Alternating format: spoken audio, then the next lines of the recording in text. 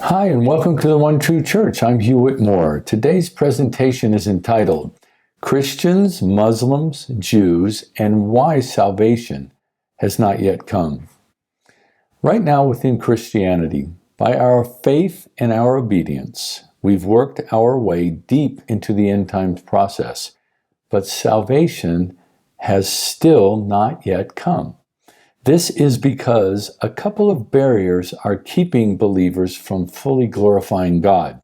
The first barrier is that Christians think that salvation primarily means their individual trip to heaven, which is incorrect.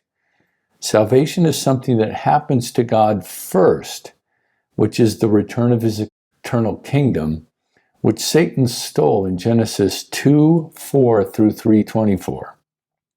Salvation will be fulfilled when we assist God by his rules with the return of his kingdom, and then he will accept those of us who are devout and dedicated to join him in the renewed spiritual kingdom for eternity.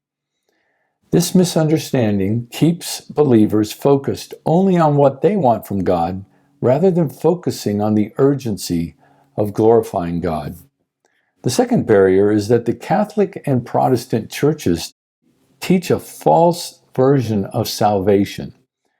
They say the teachings of Paul are part of salvation and thereby are necessary for salvation, which is false and blasphemous because Paul created a separate religion that is contradictory to the teachings of Jesus. The only way to the Father is through the teachings he sent with his Son. And those teachings include the Ten Commandments. These rules are very strict and difficult to follow in this sinful world, but they represent the only method of glorifying God, so they are the only path to salvation. Jesus said in John 14:6, I am the way, the truth, and the life. No one comes to the Father except through me.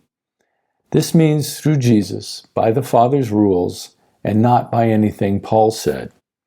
The strict nature of these rules and the urgency of fulfilling salvation before Satan destroys our ability to do so is why Jesus said very strict things to keep believers on the path to fulfilling salvation.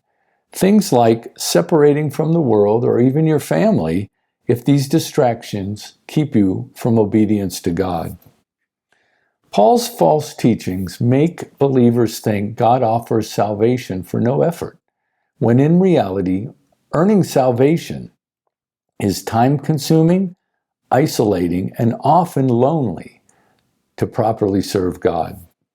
You must enter the world to work and fulfill your physical needs, but otherwise you have to separate yourself from the world as much as you can to properly dedicate your spirit to the Father's kingdom. Turning from Paul and joyfully returning to Jesus is a step in the right direction, but for further motivation, consider what the two other main monotheistic faiths are doing.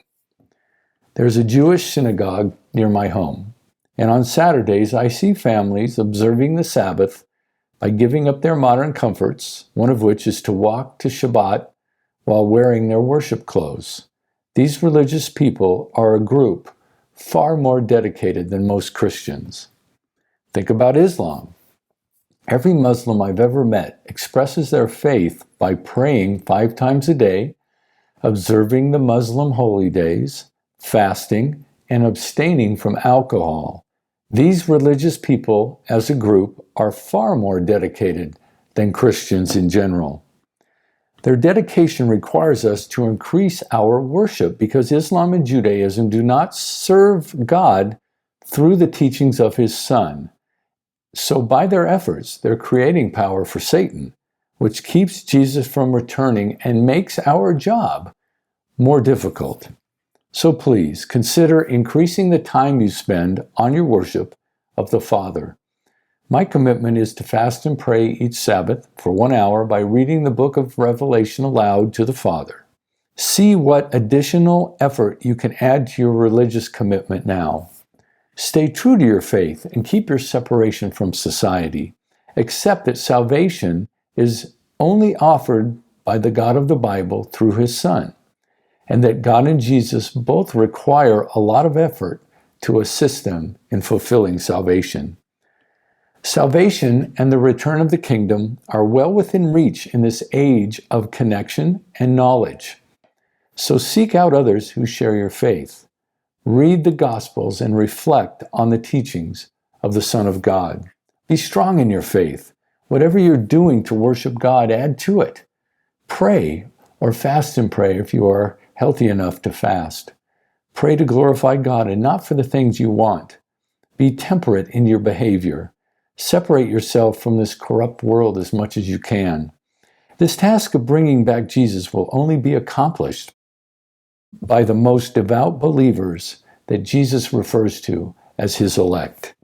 If we turn ourselves in these ways to the task of salvation, soon God will send Jesus back for us with the angels, and we will then go to live in eternity in the renewed kingdom.